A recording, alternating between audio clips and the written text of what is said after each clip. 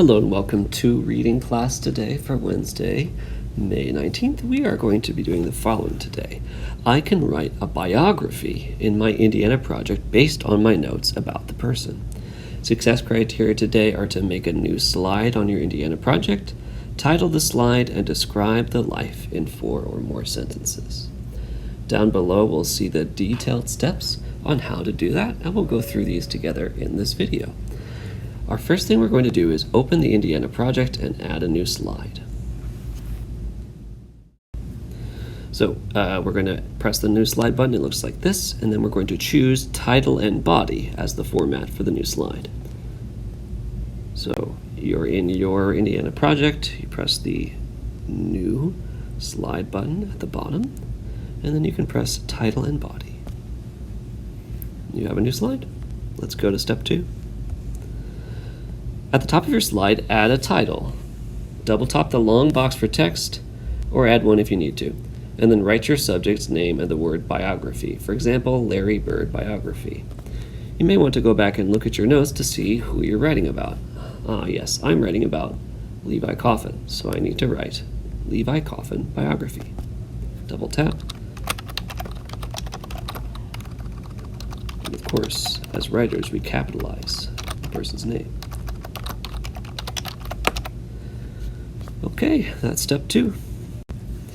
Step 3, use your notes to write a biography with 4 sentences. Write in complete sentences ending in periods and starting with a capital letter. Include all information from your notes and check after writing that your work makes sense and is correct. I will write a biography and then show it to you and see if I follow these steps, okay? Here we go.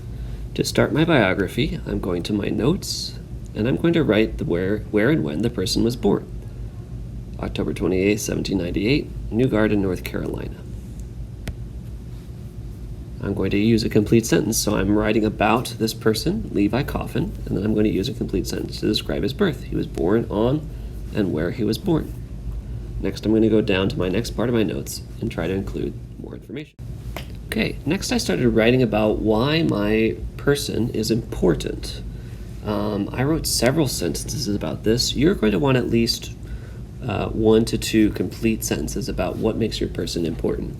If on your notes you just wrote a couple of words, you may need to go back to your biography to make this section a little longer. I had a lot of students write famous actor or dancer and actor, and we need a little bit more. Like what was their music that they were known for called, or what movies did they make? Why are they important? It means more than 1 or 2 words. So, for example, Levi Coffin is known for helping people on the Underground Railroad. So I described that in a few sentences. Levi Coffin opposed slavery and made his house into a depot on the Underground Railroad. He helped people get north after escaping from slavery. Over 3,000 slaves escaped through his home. Your next thing that you need to show is what they did actually in Indiana. Were they born here? Did they die here? Did they work here? What's their relationship with Indiana? So because we're working on an Indiana project, you need to connect the person to Indiana if you haven't already in your description of what makes them important. So I wrote Levi's home was in Newport, Indiana, and he helped people escape north from Indiana.